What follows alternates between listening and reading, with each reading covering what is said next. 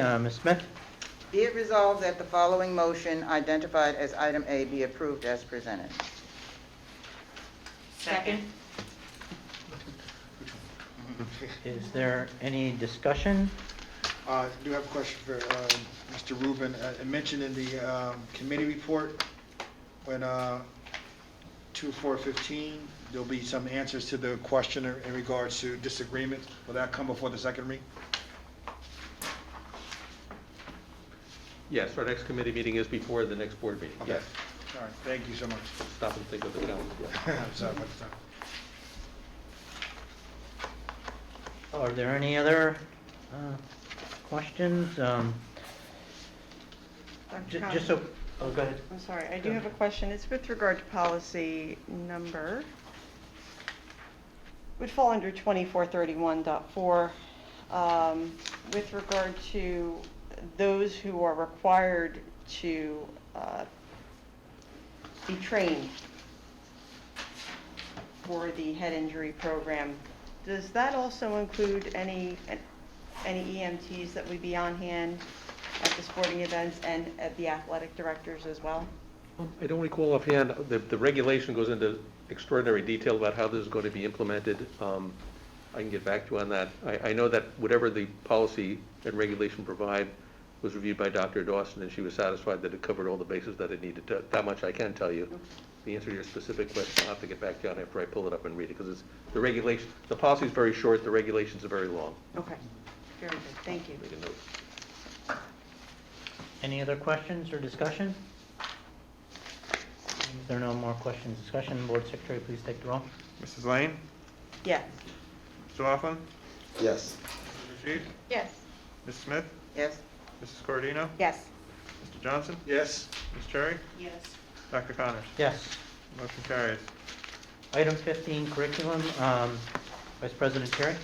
Be it resolved that the following motions identified as items A through E be approved as presented. Second?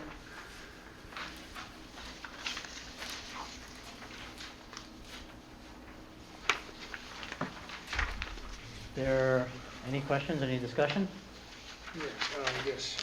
This question probably best suited for Mr. Oliveira. If we're looking at one grant funding, because the question always comes up in funds being granted to the district and how that works. That's a different line item budget. Like how does that work?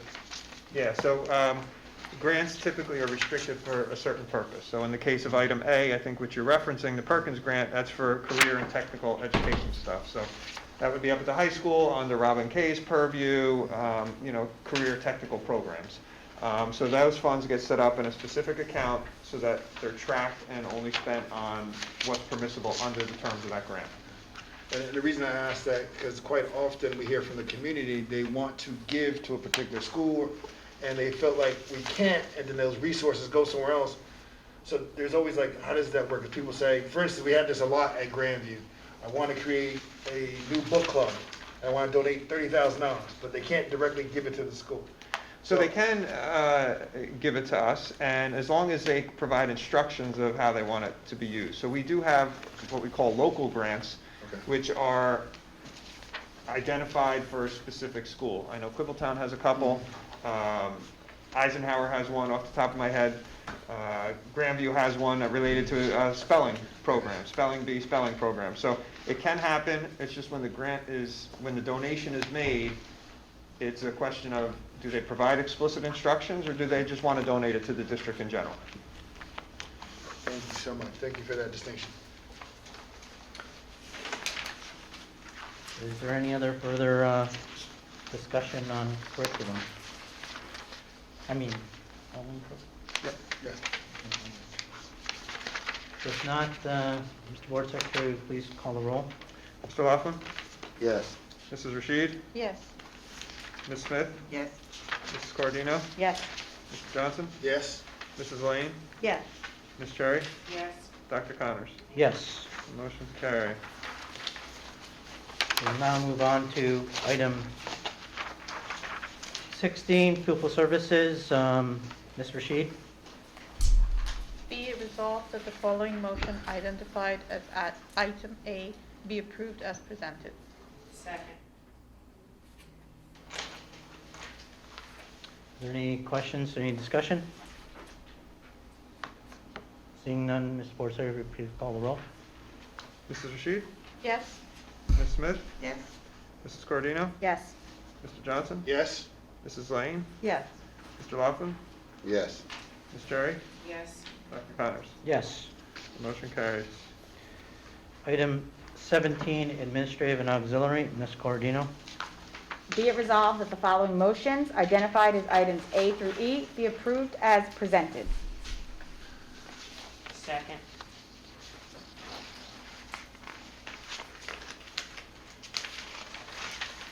Any questions or discussions? I want to make a comment on item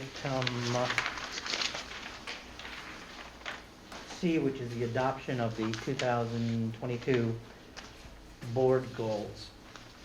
And annually, the board sets goals for itself. And the themes have historically been how we can educate ourselves, how we can communicate, support, and inspire. Under the support, that one was written to add more language that, and I found this, and I've been going out to schools and I found this. This is a very powerful document. This document is in every school, and it's our wellness and mental health programs and services. It is where you will find in our school-based services, but it lists them out. The counseling, support, Haven services, and there's so many here. The pre-K wellness and mental health focus, pre-5K schools, the middle schools, the Piscataway High School. And so the board felt that we wanted to make a statement to say that what we will be dedicated to, besides the other things, is to really foster and culture supportive emotional learning through the board actions and district wellness and mental health programs and services. Especially in these times, yeah. Any other discussion or questions? Mr. Board Secretary, we take the roll. Ms. Smith? Yes. Mrs. Cordino? Yes. Mr. Johnson? Yes. Mrs. Lane? Yes. Mr. Laughlin? Yes. Mrs. Rashid? Yes. Ms. Cherry? Yes. Dr. Connors? Yes. The motion's carried. Item number 18, old business. Is there any old business before the board?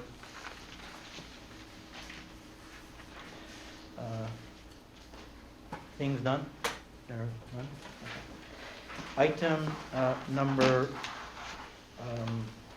19, new business. I would just quickly like to read a couple of new business items. First, and actually, Mr. Johnson and I had a great discussion today about this. We have a state board of education, and he's going to deny it. Don't deny that. You know, is that he made a great point. Our state board just there's a Senate Majority Leader, Teresa Ruiz, and she's actually the minority leader now, but she used to be the head of the Senate Education Committee. And our state board she expressed interest, concerns over the cutoff score of the New Jersey Graduation Proficiency Assessment. So in other words, they were going to lower the requirements and make it easier to pass to get your high school graduation. But she went and testified, and there was a lot of discussion at this state board, and after much discussion, the board changed the cutoff scores. They made them actually higher because it would have been only Algebra 1, but they actually made that score. So I wanted to just read that as new business because, you know, Mr. Johnson and I had such a good discussion about that today. So, anyway. Administration is prepared to answer that question here? Yeah, what do we? So, well, you know, is there a question there, right? So, you know, the state board is fluctuating all the time with these numbers, right? It went from 750 to the score for one of these 4 tests, then down to 725 for a couple of years. Now it's back up to 750. Not to mention, there's all these other pathways for someone to graduate. Personally, right, I feel it might be a little irresponsible to change them to make them harder now during on the heels of these past 2 years. So we are really looking at, I mean, I'm not gonna call the legislators and fight it, right? Whatever they tell us to do, we'll figure it out. But we really are tapping those other pathways because, again, I feel it's irresponsible when I saw this to make it harder right now on the heels of the past 2 years where kids weren't even in school for some of them. You know, some 10th graders who were taking this test hadn't been in school since, March of their 8th grade year, right? So, I don't know if there was a question there, Mr. Johnson, but it's. Yeah, I'll address it. I was assuming they were gonna go to executive session later, but that'll come. The question is, a concerned citizen sent me a letter in regards to their child graduation requirement for high school. And that it was going to change significantly and that the onus was now on the child. And that's why I wanted some clarity. I didn't want to bring it out here until I got some clarity first that you can address it. Yep. I didn't want to hit you with a bombshell because that's not, my question is, if the New Jersey high school graduation assessment requirement has now changed, and now a letter comes to me and says, your kid may not be able to graduate based on this test, and there's other things here, that doesn't suggest we inspire. Because now you're telling me, through no fault of myself, Right, it changed. there's a change, and not only in these 2 years no one caught it, now you're telling me in the first 2 marking periods you didn't catch it, now we're going to 3rd marking period, I may not graduate. There's a lot of things that can go in this conversation is, who is the counselor, are they in the academy, were their electors elected to me, was I aware of this, could I have taken another class that have caught me, so there's a lot that's encompassed in this thing, and I wanted to get answers before we can address it, because it's actually going to come from you to address Yeah, sure. the whole body, because if I'm a parent, this ain't stopping here. Now, my child's not gonna come there, I have a lot of resources, and thank God for that, but I fight for every student. I don't know what this says. Okay, So- in all fairness to the process, because I brought it up, Yeah. is that in all You fairness put to the them out. process, no, is that the purpose of new business is to just do this, to initiate discussion. Without discussion, we make no progress. And the thing is, I didn't mean to put anybody on the spot. These are articles that come from the New Jersey School Boards Association through their legislative committee, and then we're aware of them. Things work from the local section back up through to the legislators. So it's good that we're having this discussion, and we need to have these kind of discussions, and so people know what people are thinking and what they're going, and be fair to the administration that have they thought about it, have they not thought about it, but not, remember, the first handout I gave was what makes a great school board member. You don't surprise anybody. And so in all fairness, but I still wanted, because I felt strongly when I talked to Ralph, that, and the superintendent and I meet, so that we aren't, so there aren't surprises. But it's a great discussion, Ralph, it's a great point, and we will have a discussion now about it because it's been brought up. I mean, now you Yeah. brought it up, so people are looking crazy at me. No. No, I don't mean in that I terms, just thought it but was- here's a I'm just hearing letter, about it. here's a letter, right? You're just hearing about it. I just found it, I said, let me give it to Yeah, the yeah, yeah. superintendent. Yeah, absolutely. Now you bring it up in public, so now I feel compelled that I have to read it, Nah, that's good. because this is what, somebody in this district, I don't even know how many, have received a letter like this. And if my kid, again, at graduation, gets this letter, we have a problem. Yeah.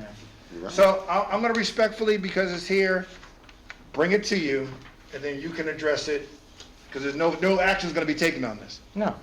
So, again, in fairness, that's what I said, that's not how I phrased it. I only talked to you this morning and said, this was just given to me, I wanted to give him an Yeah. opportunity. If But I that was the didn't- case, I I'd didn't know make you 20 had million that. copies, say, here. No, I mean, I was going from what I read Yeah. as the legislative update from New Jersey yeah, it School just was Board. framed wrong, I that's didn't all. have that information, but it's an important information, because if the state is gonna change the standards, we have a say, eventually in it, like through that, but we need to be aware of it, rather than it just go past us, so we can respond to them. So that was that, and, I had one quick other item that I had noticed that's really going to be affecting us, and the state board again is acting on numerous things, but one of them through the Senate Education Committee, which I will be, again, I had mentioned that I will become chairman of the State School Finance Committee, is that the State Education Committee formed a school funding evaluation task force through some legislation. And what's important about that is that we're at a point in Piscataway where for years we've always been saying we've been underfunded, under adequacy, and we're trying to catch up.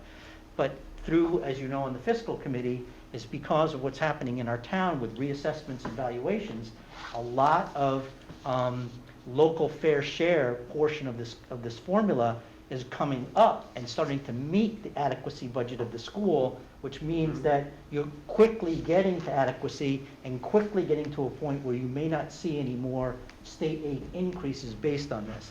And that's why I'm very passionate about it, and so I'm going to get heavily involved in this, so that, you know, we are not surprised by anything, you know, the manner in which school district adequacy budgets and local shares are calculated. And I have brought this up at the New Jersey School Board's Delegate Assembly, and it's a big issue around the state. And one of the things that just recently happened is that Toms River and some other areas actually won a lawsuit trying to get this type of information. So I'm just letting you know that I peruse the legislative updates just so that we aren't surprised, so that we won't find ourselves, and we have, you know, our excellent business administrator that is on top of this as well. And so I just wanted to bring that up. Thank you. See, but Dr. Man, I'm sorry, that's just, No, listen. it's not just my faith. I feel now that I have to just read it, just because I don't want anyone to have the perception that that I was trying to hide. So the letter reads this way. Dear parent or guardian, the current state guidelines for the class of 2022 require that a student demonstrate a minimum proficiency level on one of a variety of assessments, including but not limited to NJSAL, Accuplacer, PSAT, SAT, or ASVAB. Specific details can be found with the following link, New Jersey High School Graduation Assessment Requirement. After reviewing your students' records, we have determined that they have not yet met the assessment requirements in math and/or English. In order for your student to meet their graduation requirement, Piscataway High School will be facilitating the ASVAB, Accuplacer, and the NJDOE portfolio submission. Your student will be prepped to take one or multiple of the assessments until they have successfully met their requirement. Together, we will work to ensure your student has met the requirement prior to graduation. We are offering a virtual meeting on Tuesday, February 15th at 6 p.m., where you can ask questions about any of the assessment requirements. Please complete the registration for the virtual meeting, and you will receive a follow-up email with the Zoom link for the workshop on the morning of the event. Registration, it gives the TRL community, and this is the last part. It just says, if you feel that your student has met graduation assessments requirements, please contact your student's school counselor to discuss. Thank you. And again, I didn't want to. So let me ask you a question. What, your son is in what grade? He's a senior. He's a senior now. Yes. I just actually had a sit down, like, again, for those who are in the know, sure. I speak with my counselors. We have those meetings. We just had a planned meeting today. Okay, this is what has to go through graduation. We know the things we were having with Naviance and moving to in the districts, moving to another direction. Kudos. Again, I didn't intend to do this here. It just got brought up, and now I felt compelled to say it because I thought I'd say, hey, I saw this. I just wanted you to see it. What does this mean? All right. So that letter is not relatively new, right? The change part is new, right?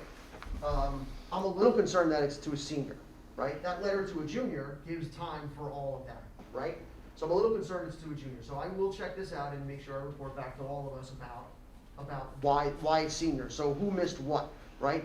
And if the graduation requirements changed so recently that it almost aged somebody out of it, right? Where they were on track to graduate, but now all of a sudden they're not. Let me check all that stuff out and I'll report back to you. Right, because that would be my first question. Yeah, As sure. educators would be, okay, what are the demographics on this? Where are the academy people? You know, where they are. If they're a senior, how does that one turnaround all of a sudden turn? Do they have, like, I mean, there's a lot to go. Who are their counselors? Why is that counselor not, adherent to that? Why did we catch it? Like, so there's so much, and I didn't want to pile on it, but again, I thought we talked. I don't think you need to apologize. No, no. You're bringing to light Yes. what could possibly like a fall through the crack, and things happen, Absolutely. and you don't know something's a problem until somebody brings it up as a problem. Right. So that's just something to. And we don't know how many people it may affect, right? Right, How many that's the students it may question. affect. And see, as a Board of Education, we need to It's know these things, February. and that's why it's good to have these discussions. Yeah, absolutely. But again, my concern is that it's to a senior, not Right, Yeah. new to a junior. that's my concern. Right, not new to a junior, because if you didn't pass at this point, right, and there was no NJSLA last year, and now all of a sudden they're making the requirements harder, that's one thing. But I'm a little confused about the making it harder, all of a sudden, a senior Yeah. is Yeah. tested out now, they have to do it again, so I will, and I'll report back. Thank to you. You're welcome. Thank you for the rich discussion, and Yeah. we'll move on to the next one. Right, I have a I'm in couple of trouble. pieces of new business Yeah, thanks. for the meeting. This will be not really a surprise to you all, but new information that you haven't had yet. On January 21st, I received an email, actually the high school received an email from Rutgers University letting us know that for all indoor events there, anybody renting the facilities will have to follow their protocols. We graduate at the RAC, June 15th or 16th this year, whatever the date is. So basically, they want us to sign a memorandum of agreement, which is this document here, that we will follow whatever protocols are on this page, and of course, they could change at the time of the event. Basically, if we were to graduate today, the protocols would be a mask for everyone, and everyone, proof of vaccination or a negative test within 72 hours, a PCR test, along with identification. So the alternate, right, the alternative for us would be to graduate on our football field. Now, there's pros and cons to both, and I would like to just lay them out, and then if you have any questions, or Kenny would like to ask a question. Now, I'm curious. We worked the basketball game. They packed them in there. I know daggone well they're not stopping everybody at that gate checking proof of vaccination. So it's a thing like maybe they don't want us So there. Mr. Rubin will be able to speak to this personally, because when we talked about this, when I got this letter, I called him, and he said, well, when he went to a Duke basketball game, it was easy, right? They were all digital tickets, right? You're choosing to go to the Duke basketball game, right? And he had this passport that they asked him to upload, right? His vaccination card, and they got him back a digital passport. So you had your ticket, and then the next page you had your digital passport. So they were scanning everything. The difference there, and one of my cons, right, is that he's choosing to go to Rutgers basketball game, right? We're telling our parents and our kids that we don't have a choice, right? I mean, we're not giving them a choice to go or not to Right. go because of the regulations that we have. So for a basketball game, you know, they didn't stop anybody at the door and check their things. Right. But they did that probably, they say it here, digitally beforehand, right? So that's the difference. And I'll go over a little bit of how the process will look for us, so you all have the information. We don't need to vote on anything, it's just information that you have, so we can have the discussion about what would be best for our community. Dr. Allen, I have a question. If it comes to Rutgers as a state university modifying their rules and regulations past the March 7th time, right, where we know things are about to change, would they allow us kind of a grace period to sign off on that memorandum of agreement So if you're at that looking time? at you're looking at the regulations, we have up to 15 days before to cancel. Okay. Right? But we need a lot more time to plan a graduation in our place. So really, we're not early having this discussion. Okay? So basically, everyone over the age of 5 would have to be either vaccinated. Oh, sorry, go ahead. One question, Gotcha. is it proof of vaccination or a PCR test? Or either or. One Proof or of the other. vaccination, Okay. a PCR test within 72 hours, and identification. Okay. Okay. So everyone over the age of 5 needs to have these things. Right? Wait, is it 5 or 12? I was gonna ask you if you could just read the requirements. Yeah, I mean, let's see.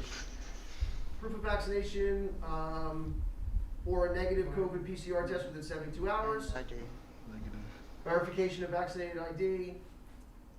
Face masks will be required, and the rest is just concession stands and things like that that don't apply to us.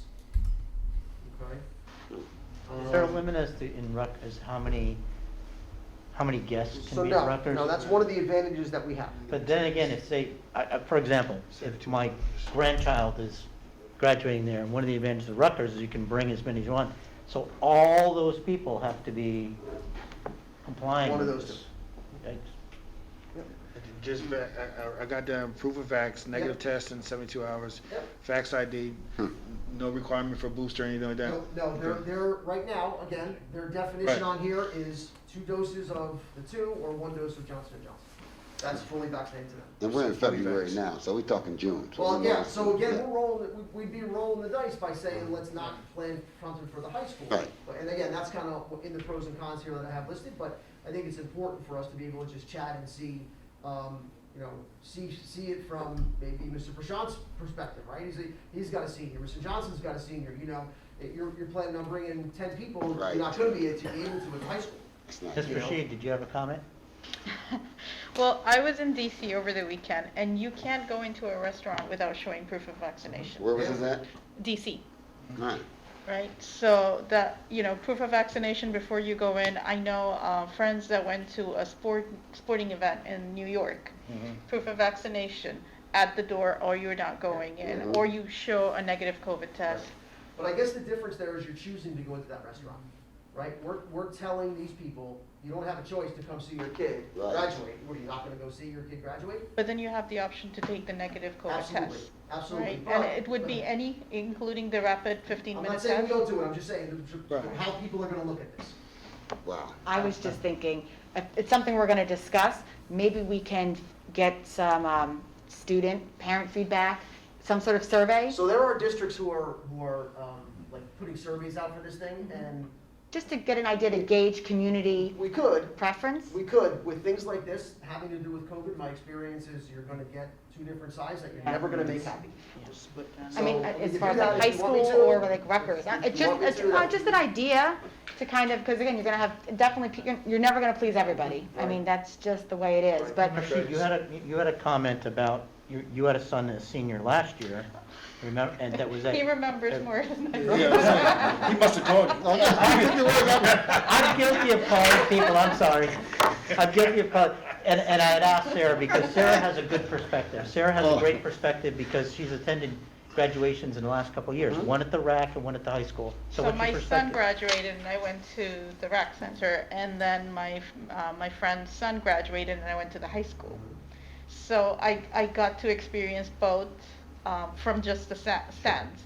And the ambiance and the whole feel and the formality of going to the rec, you know, it's just high up there where, you know, the kids and the families feel like, oh my God, we are graduating high school and we're going to college. And that feeling was like way up here. The pros that I felt when I went to the stadium at the high school was, yes, you know, I was an extra. I would not have qualified in the family members. So that was definitely a pro, that I was a family friend, but I was able to attend his graduation. But it felt more informal.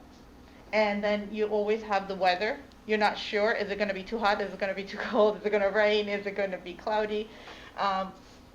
So I think there's definitely pros and cons on both Absolutely. sides, and definitely a good discussion to You know, have. so the pros for the rack are the number of guests. You can have as many people as you want. We'll never fill the place up. We don't have to worry about the weather. It's air conditioned. And I think exactly one of the points that I have down here, and I think is really important to understand, is that's what our town is expected for a long period of time, right? But we just have that expectation, right? Right. We've done it for so long.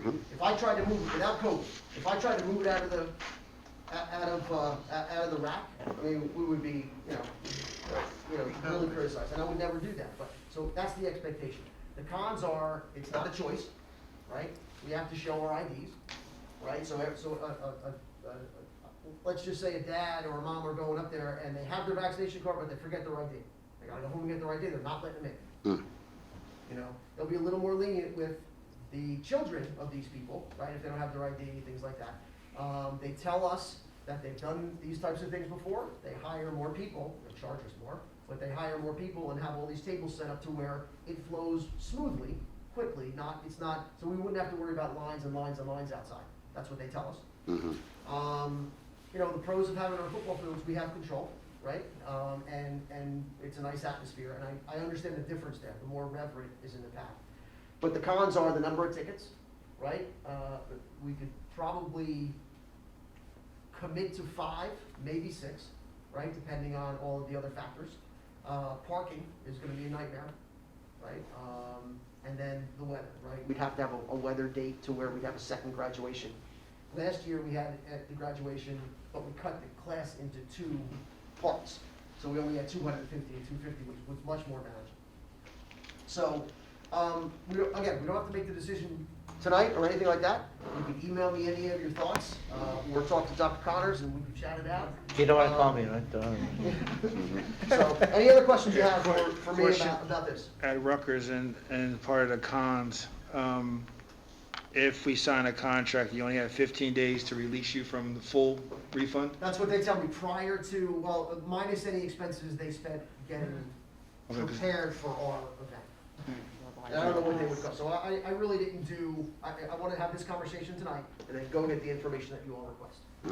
Okay, because I know when we did it the last time, there was a big confusion about once you actually book it, that was the clock. It wasn't the date prior to the event, 50 days from the event, it was from when you booked it. And that was a big thing. One of the things you did not mention, at one point, I think, Ms. Hobson, I mentioned it, is the possibility of the YMCA. Is that still on the table as an alternate area, or is it just the football field and here? Yeah, I'm not sure where the YMCA we would Okay. hold it, I don't think there's an inside I'm part that. thinking. I think that was more for project graduation. Right, okay. Can we Perfect for that. involve Right. the Okay. township for project graduation? But, again, you know, for us to look for another venue Right. somewhere like the NJPAC, right? Some townships go all the way down there and graduate, it's outside, Mm. right? You know, I don't think that fits our town. No. Right? I really don't, right? So, These are on. My question is, what is the possibility, and I know this is speculation, that Rutgers as a public university who we will sign an agreement Right. with will actually change Sure. their requirements? That's what I'm thinking, that's a Yeah, like, possibility, come what is, June. yeah. what is the timing? Is there any, has there been any discussion? not, they won't commit to anything. Yeah. You No, know, no, no. and that's why they have 2 documents, right? They sign this, but this is the one they can change at any time. Any chance that the March 7th decision will have an impact on Rutgers? Yes, there's a chance, but they are very proud that they were the first university to go all remote. They were the first university to require students to be vaccinated. They had, like, my 2 kids in college, you had an option to be tested rather than vaccinated. Rutgers, you have to be vaccinated or you can't go there. Well, and here's a question to that, because You can't even schedule a class without your vaccination card, right? So Well- they're very proud of their, what's the word I'm looking for? Pro-vaccination. And their proactivity in saying, look, we're in control here. You're doing this or you're not coming here. So there's definitely a possibility. Not only, I don't think March 7th it would play a factor in them changing then. Nah. But I think if this continues to wane. Right. And if in DC you could go into restaurants now, in Philly you can go into restaurants now without masks on, things like that. So I do think there's a chance that we take, but, It's a let's chance. see the timing. I agree with Mr. Johnson. Again, I wanted to have this meeting first, talk about it, but I'll look at timing and almost drop dead dates for when Mr. Baldessano needs to order a stage, right? They need to get it out so we get all our money back, you know, things like that. I think that's really important for us to know, and I'll put that all in an email and get back to you all. Wow. and that was one of our, and Rutgers also is one of the first universities